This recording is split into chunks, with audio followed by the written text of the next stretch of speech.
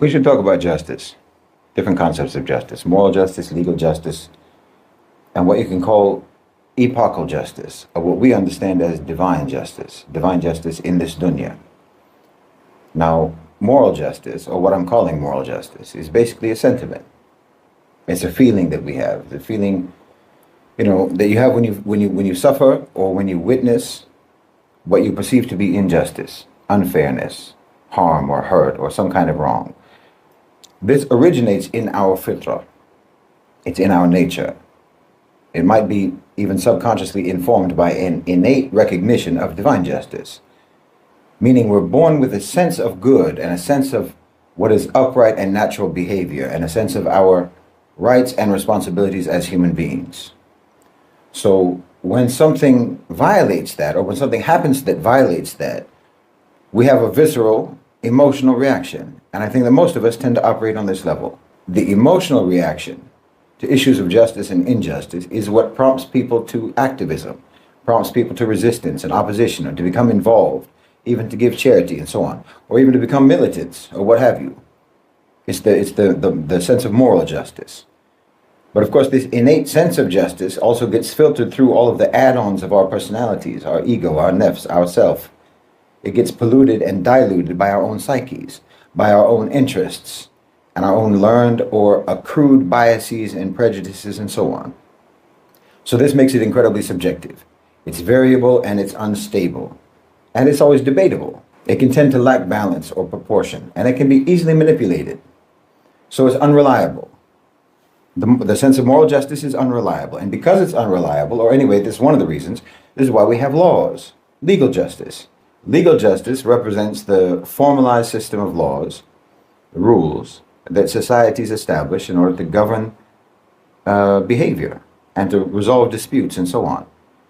It aims to remove the subjectivity and personal emotion of moral justice from the administration of justice by enforcing clear rules with proportionate consequences. Generally laws are derived from a sort of consensus over time about what's right and what's wrong, what's fair and what's unfair and so forth, and about how best to keep order in the society and stability. It isn't ambiguous. It's predictable and it's fixed. Now, it's obviously imperfect and it can be meddled with, it can be manipulated, but this is less the case than with so-called moral justice. It can conflict with any individual's sentiments about right and wrong, and not everyone is going to be satisfied with the outcome of legal justice. But it's much easier to prove that a law has been broken than it is to prove that an action is unambiguously and unanimously regarded as unjust, objectively. So when we're talking about Israel, for example, when you're talking about Israel-Palestine, for example, you'll notice that they always try to keep the conversation, or they always try to veer the conversation towards subjective senses of moral justice, like, do you condemn Hamas and so forth? This is irrelevant. And in fact, both sides do it. We focus on the evil of Israel's actions rather than on the illegality. And that's exactly the way that the Zionists want the conversation to be, because it is subjective. As long as it's a subjective dispute, it goes nowhere. It's just everyone has their own opinion and so on. But if you're talking about the law, it's incredibly clear. If the legal frameworks that the world claims to uphold, international law, were to be enforced on Israel the way that it's enforced against other nations, well, there would be no ambiguity whatsoever. White men have always been better compared to black people. White people have always been better all the years, all the times compared to black people. And they are better because that is how they see it. According to them, they've always been better than black people all over the world. Wherever they go, whenever they go, they want to be the one always making rules, they want to be the one making decisions and all that, because they believe their decisions and their way of life is better than a black man's way of life. They believe that what they do is what everybody's supposed to do. Okay? They believe they're the people who are always at the right track. Okay? So they've been this white man here is talking about morality. And when it comes to morality, white men, they are moral. They are too moral. Black people are not moral. Black people are like, they are people who do things in a bad way, people who don't know what they are doing. But when it comes to morality, white people, according to them, they are the people, the most moral people under the universe. Okay? So whatever they do, whether it's good or it's bad, it should be right. And everybody should take it as right. If a white man comes here and does something that is wrong, nobody should tell him it's wrong.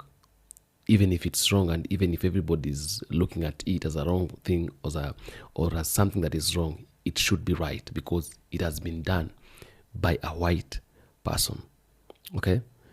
And that is why when Africa was taken into slavery, when they came and colonized Africa, they wanted us to follow everything that they were saying. They taught us their cultures and everything that they came with, believing that whatever they know is what is right. So this man is talking about something that's called instrumental morality. Okay, he says that the Americans have been like they have been investigating on some things. Like they want to always prove that, you see, they are on the right way and all that. Okay, they do a lot of things, not moral, but they tend to justify. Sometimes they come up doing something. You see, a white man comes up and does something that is wrong. When you look at it, you know very well whatever this man has done is very wrong, but they tend to justify the wrong. Okay, they want to make it look like the right thing so that nobody should complain. It doesn't matter whether it's right or it's wrong, but as long as it's a white man who has done it, they want to make it look right all the times. So we black people should be the people who are on the wrong way always, according to them. Okay? So there's a moral pragmatism. You see, moral pragmatism, it is only something is moral only when it serves them. Okay? So even if something bad, something that is unconstitutional, or rather something that according to the nature and humanity, it's not right. But if it serves them, it definitely becomes right. It's like, for example, stealing is bad. But if whatever is being stolen is being brought to you, stealing becomes right. You see, moral pragmatism. You see, killing is wrong, you see. But if I am killing so that you can be able to benefit something or to get something from the murder I'll have committed, it is right. So if something is bad but it benefits you, it becomes right. And that is what they do. Okay? So let's listen about this situation. This isn't speculation. This is not opinion. This is simply what the law states. This is what the law dictates. So, for example, there would never even be any question about an immediate ceasefire in Gaza. In fact, an unconditional ceasefire would have been imposed on Israel. Under the Fourth Geneva Convention, collective punishment, indiscriminate bombing, and targeting of civilians, these are war crimes. Meanwhile, this is exactly how Israel has conducted its military campaign in Gaza. That's literally their approach. Entire families wiped out, hospitals bombed, food supplies blocked, and so on. Okay, these are not just tragedies. These are crimes under the law, and it's not ambiguous, and it's not open to debate. It's literally what they have been doing. And of course, by law, the occupation itself is illegal. Israel must withdraw under the law. Again, that's not an opinion. United Nations Security Council Resolution 242 demanded that Israel withdraw from the territories that it occupied in 1967. That was nearly 60 years ago. The occupation is illegal under Article 49 of the Fourth Geneva Convention, which explicitly prohibits any occupying power from transferring its own population into the occupied land. By every settlement in the West Bank and East Jerusalem is a war crime. This is not an opinion. If international law were applied, then all of Israel's settlers would be forcibly removed. The Israeli military presence in the West Bank would have to end immediately. and Palestine would have full control over its land, because that's the law. For over 17 years, the Gaza Strip has been under siege. Israel controls its borders, its airspace, its coastline.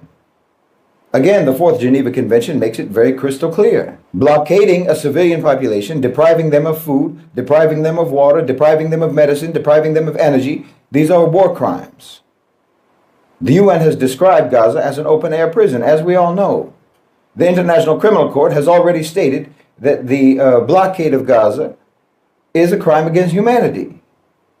According to international law, Israel should be compelled to lift the siege against Gaza immediately, not an opinion. We don't need more investigations. We don't need more reports. The evidence of war crimes is overwhelming.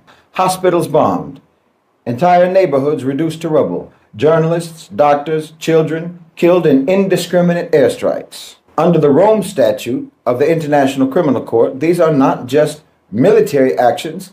Again, they are crimes. Israeli leaders, Netanyahu, Gallant, and others, every general who has ordered attacks on civilians should be indicted and prosecuted at the International Criminal Court. Under universal jurisdiction, any country could arrest Israeli officials and hold them accountable. The forced displacement of Palestinians is not just a moral outrage, it's a violation of international law. UN Resolution 194 guarantees the right of return for refugees to their homes. The Universal Declaration of Human Rights enshrines the rights of all people to return to their homeland. Yet Palestinians are denied this right, while Israel brings in settlers from all across the world. That's against the law, period, not an opinion. Palestinian refugees should be allowed to return home, and Israel should be required to compensate those who have suffered generations upon generations of displacement, because that's the law.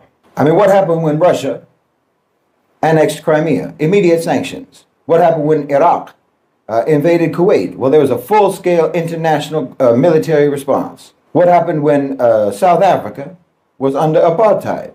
A global movement of boycotts, a global movement of divestment and sanctions.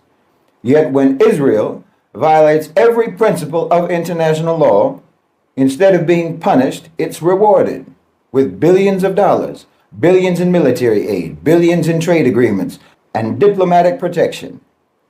Well, this is the double standard. If international law were to be applied fairly, Israel would face a total arms embargo. All economic and military ties would be severed until it complied with the law. So again, you can have whatever opinion you want to have about this, but it is the law. If your opinion does not align with the law, well, this is where you prove whether or not you want to belong to the law-abiding nations of the civilized world, or you want to be an outlaw, you want to be a renegade, you want to be a criminal.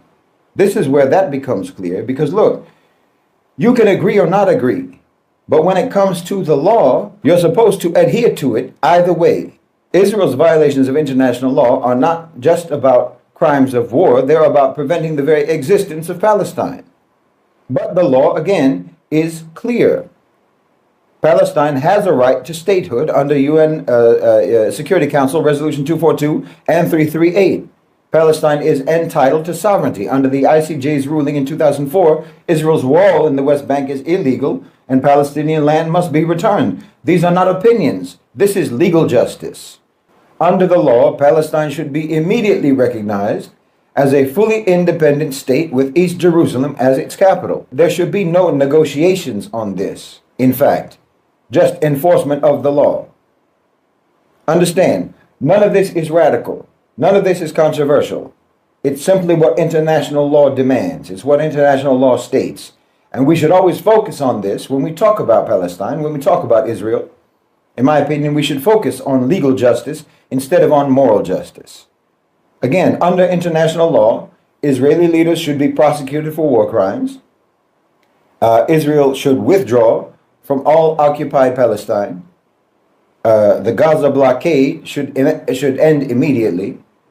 Palestinian refugees should be returned to their homes. Israel should face global sanctions and economic pressure until they comply, and a Palestinian state should be fully established. All of this is well established, all of this is understood, and all of this is accepted by everyone in the world except by the ones who are breaking the law. The ones who are breaking the law don't want to talk about the law. Instead, they want to talk about subjective, emotional, and ambiguous, debatable interpretations of right and wrong, and justifications for what they do, and so forth. They want to keep the discussion in the realm of opinion, when in fact opinion is irrelevant in any matter where the law is clear.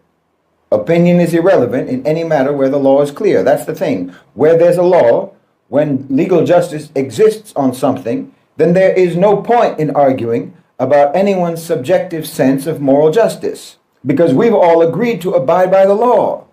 You understand? We have all agreed to adhere to the law. And as Muslims, we have a religious obligation to abide by the agreements, by the treaties and the contracts and so forth that we have signed. Now, the people who wrote these laws, who wrote these treaties, are continuously themselves breaking the treaties, breaking the agreements. But we genuinely believe in the rule of law. As Muslims, we genuinely believe that agreements are binding. And like I said, violating or breaching an agreement is much easier to prove than trying to convince someone about the morality or the immorality of an action. So you see the difference between moral justice, or a subjective sense of justice, a sentiment, a feeling, an emotion about what's right, an emotion about what's wrong, as opposed to legal justice. Legal justice is more cut and dry. I remember when I was a little kid in school, we had a classroom court system where we had students assigned as police who would give any kid in class a ticket if they broke a classroom rule. And then every Friday, we would have court.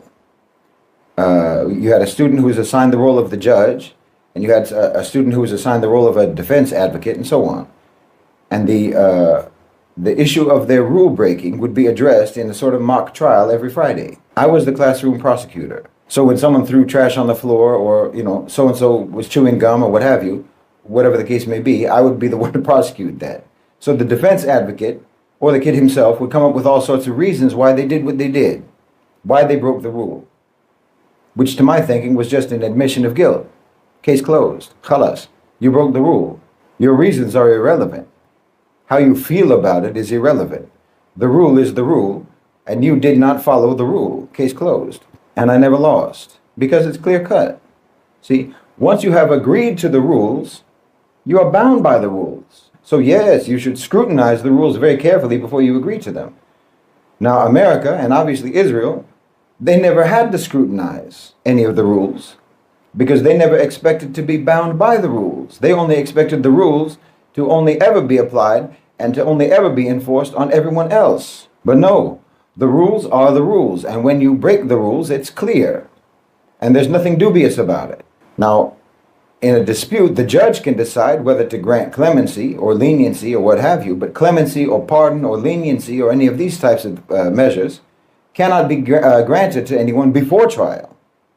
There may be mitigating circumstances and so on, but that has nothing to do with the establishment of the fact of lawbreaking.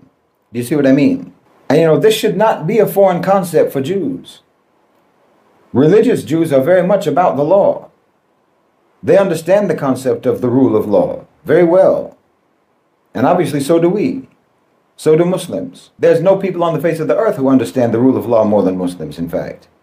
Legality and jurisprudence are major defining aspects of our religion. And this brings us to the issue of divine law, or epochal justice. What I mean by that is the embedded system of balance that Allah subhanahu wa ta'ala has built into creation. That's what justice is really about. It's about balance. It's about restoring balance when the actions of people or the actions of nations have caused an imbalance. And this balancing is inescapable.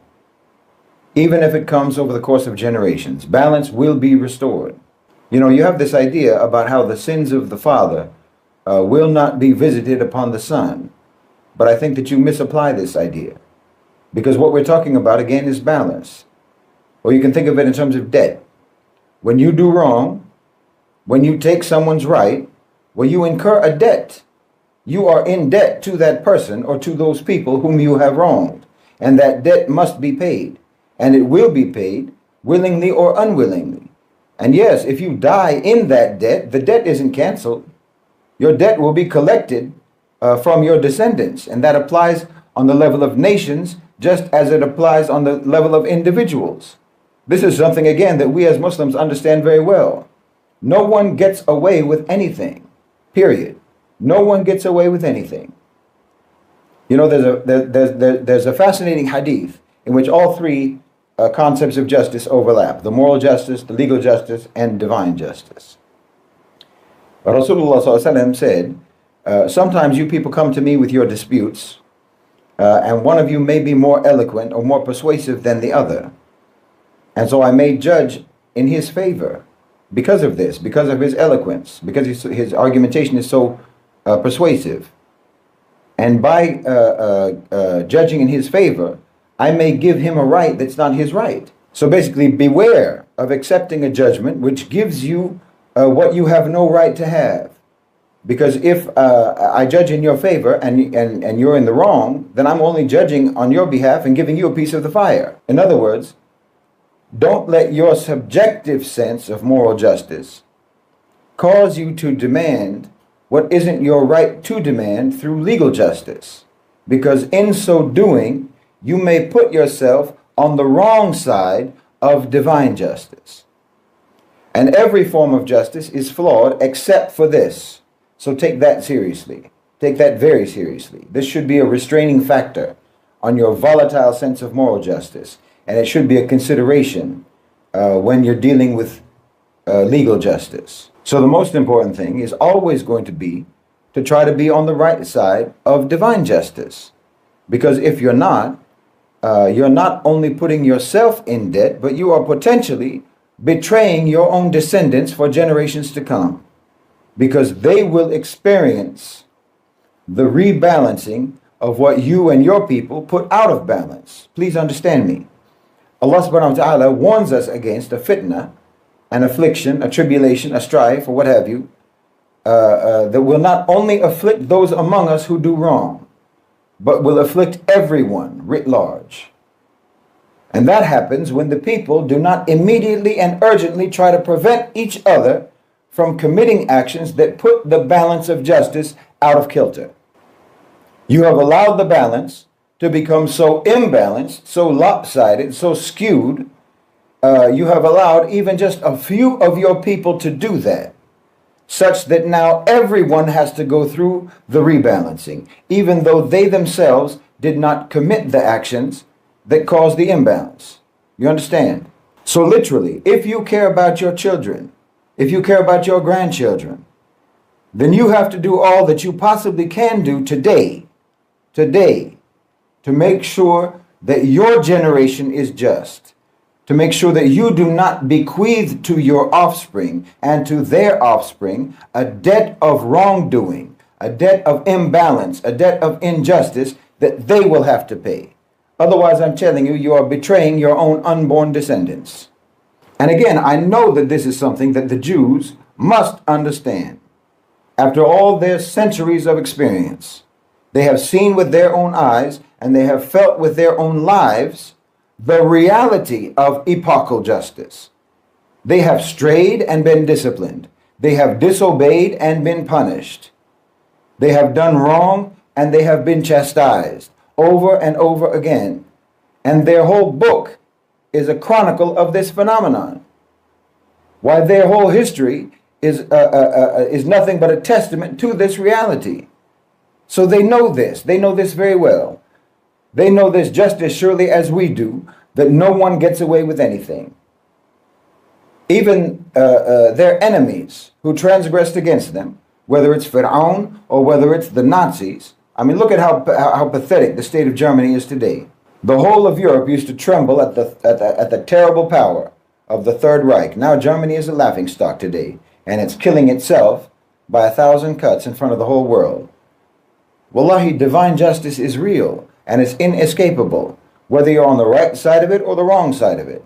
Allah will balance out the scales of justice, even across generations. The Jews know this, and they know that what they're doing in Palestine right now is doing nothing but earn their own progeny hardship and misery. You can't possibly be that blind to history and that ignorant about your own book and the chronicles of your own people.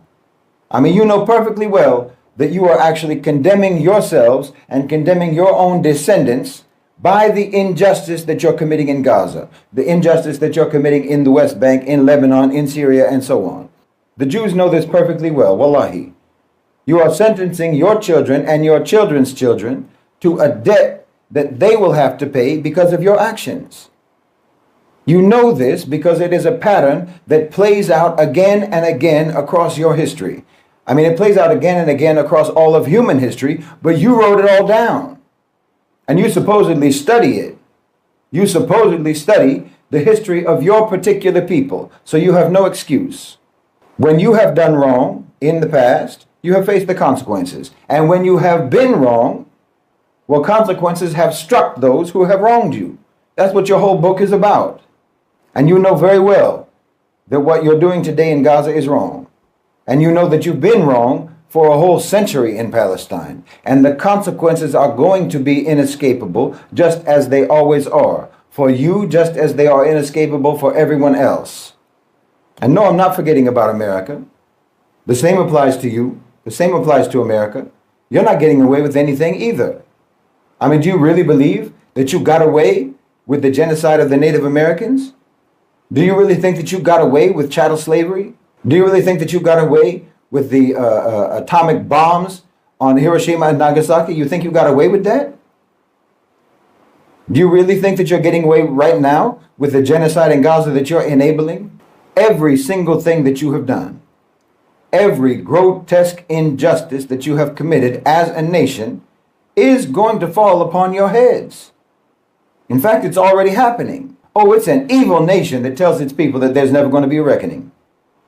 It's an evil nation that tells their own people that they're above the law, that tells them that they're unaccountable, that tells them that they will never face the consequences of their actions. Allah subhanahu wa ta'ala tells us in Surah Al-Anbiya about the fate of all of those nations who wielded injustice as their weapon and who thought themselves to be immune to accountability. All those nations before who persisted in their crimes until the punishment was upon them. And when the punishment came, they fled, or they tried to flee. And Allah told them, don't flee. Return to your homes, return to your luxuries where you used to live so that you can be questioned. But then when it was too late, when their doom was already sealed, then they cried out, woe to us. Indeed, we were the wrongdoers. You know, I had a post on TikTok the other day, an excerpt from a recent video where I proposed the idea that the American citizens should be allowed to sell their citizenship to foreigners for money.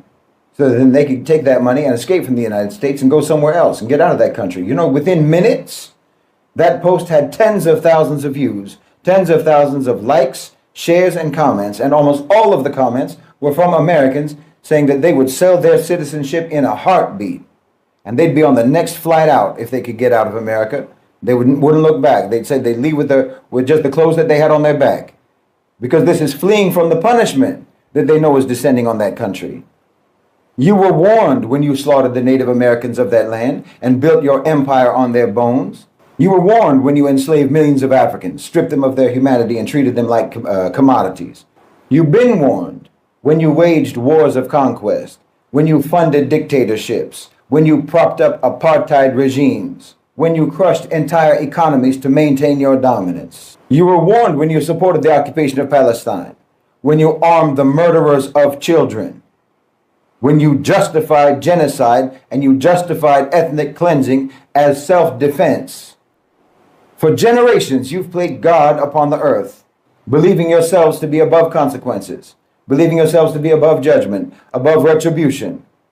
You thought that justice was something that you could impose upon others, but never something that could be imposed upon you. And listen, understand, your problems, your wrongs are not mistakes. No one forced you to commit those crimes. You know, no one put a gun to your head and forced you to treat other human beings like livestock. The racial problem in America wasn't an accident. It wasn't a misstep. Do you understand? It was a deliberate, created injustice. You created this problem, and you worked hard to create this problem.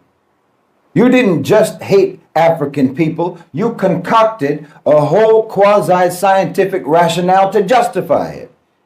You willfully interpreted your religious text to try to justify it. You built a complex propaganda, indoctrination, brainwashing, miseducation system to try to implant it into the minds of your people, to reinforce the evil. Do you understand?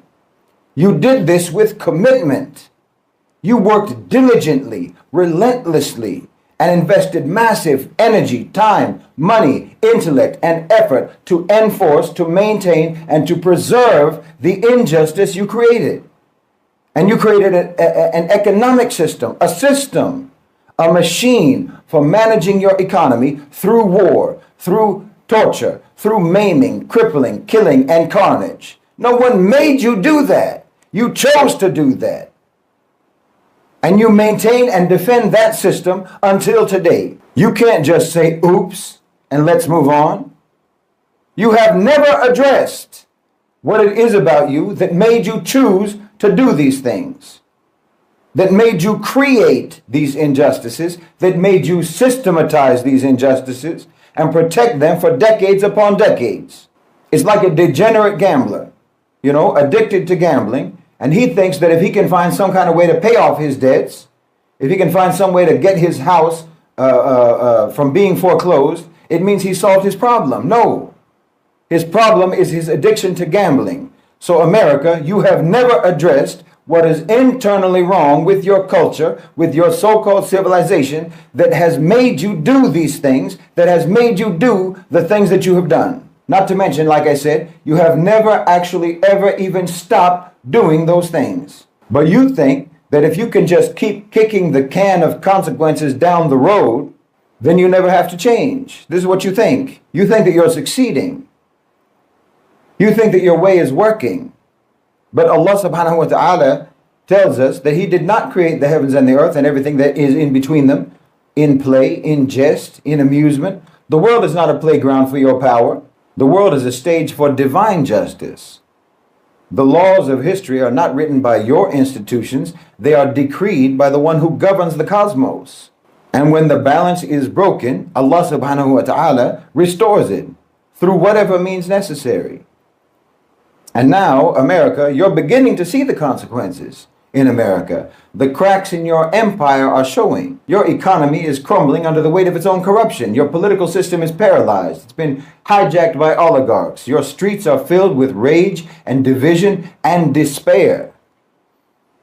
You're witnessing the slow dismantling of the very power that you wielded against others. Now you cry out, woe to us, indeed we were wrongdoers. But it's too late. You failed to make amends. You failed to atone. You failed to repent.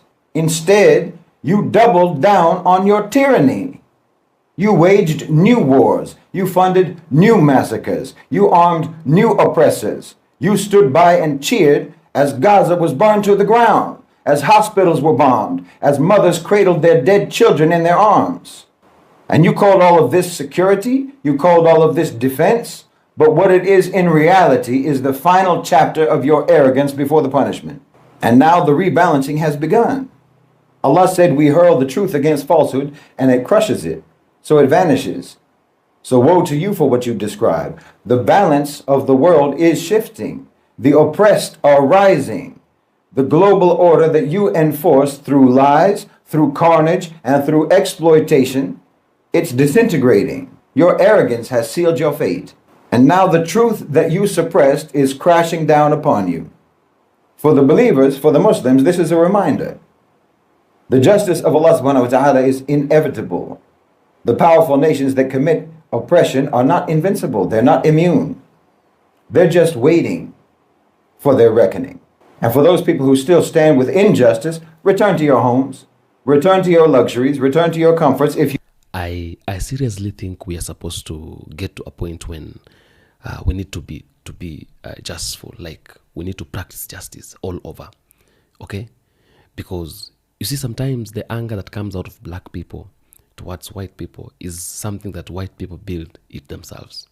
Sometimes you realize that many black people and white people are not they are not too much together. They don't do a lot of things together. They don't come together mostly.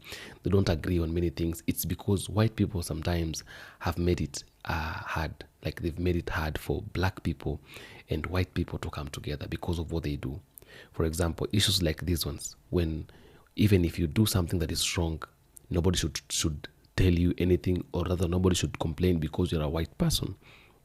This is like telling us you're more superior than other people. Like, other people are not equal to you. You are more superior than other people. White people are superior than black people. Okay? I think we should talk about justice, and we should encourage justice. That we need to live like humans. You see me as a human, I see you as a human, and that should be the way of life. Because at the end of the day, we are all human beings, and we need to come together and decide to do some things that will make us, you see. Because at the end of the day, life has its own way. Okay, life has got its own way, and we are supposed to live by the way of life, the nature. What does nature requires from you? What does nature wants from you? We're supposed to live that way. We're all human beings.